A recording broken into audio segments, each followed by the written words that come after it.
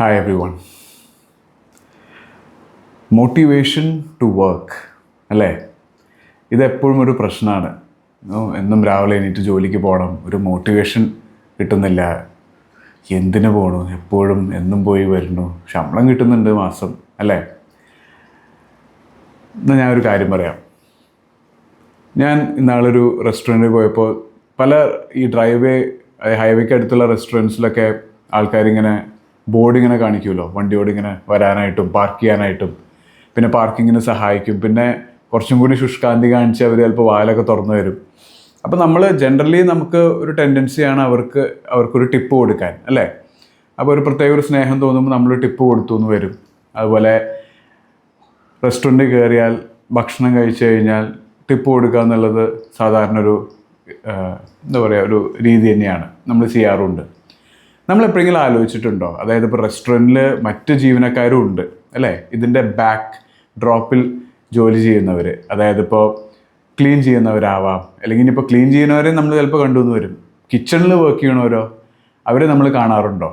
അപ്പോൾ അവർക്ക് കസ്റ്റമറായിട്ടുള്ള ഇൻട്രാക്ഷൻ ഇല്ലെങ്കിൽ അതിൻ്റെ അർത്ഥം അവരെ കാണുന്നില്ല, അവരെ അംഗീകരിക്കുന്നില്ല എന്നല്ലേ. ഒന്ന് ആലോചിച്ച് നോക്കൂ. അപ്പം ഞാൻ പറഞ്ഞു വരുന്നത് അവരെ പോയി അംഗീകരിക്കണം എന്നോ അവർക്ക് ടിപ്പ് കൊടുക്കണമെന്നുള്ളതല്ല. അവർക്ക് എന്താണ് മോട്ടിവേഷൻ വർക്ക് ചെയ്യാനുള്ളത്? What is there motivation?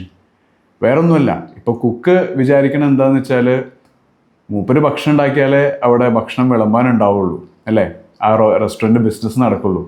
ഒന്നില്ലെങ്കിൽ മൂപ്പർക്ക് ജോലി ഉണ്ടാവില്ല, പിന്നെ അല്ലെങ്കിൽ ഓണർ തന്നെ പറയും നിങ്ങൾ കുക്ക് ചെയ്തില്ലെങ്കിൽ ഇവിടെ കാര്യങ്ങൾ നടക്കില്ല എന്നുള്ളത് അല്ലേ. അപ്പോൾ മൂപ്പരുടെ വാല്യൂ അറിയാം. അപ്പോൾ കസ്റ്റമറിന് അംഗീകാരം വേണമെന്നില്ല. അതുപോലെ തന്നെ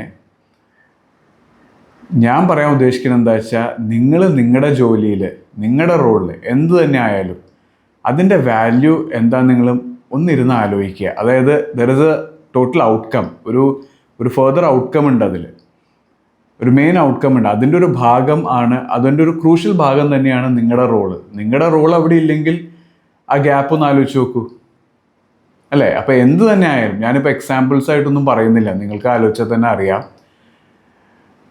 നിങ്ങളുടെ അപ്പോൾ എന്ത് റോളായാലും നിങ്ങളുടെ കോൺട്രിബ്യൂഷൻ എന്താ, നിങ്ങൾ ഒരു ലാർജർ പിക്ചറിലൊന്ന് ആലോചിച്ച് നോക്കുക. ആ കമ്പനിയുടെ സർവീസസിൽ നിങ്ങളുടെ ഭാഗമില്ലെങ്കിൽ അതെന്തായി തീരും എന്നുള്ളത്. അത് മതി നിങ്ങൾക്ക് മോട്ടിവേറ്റഡ് ആവാൻ ദിവസവും. Okay, so keep working, you are doing good job. Good bye.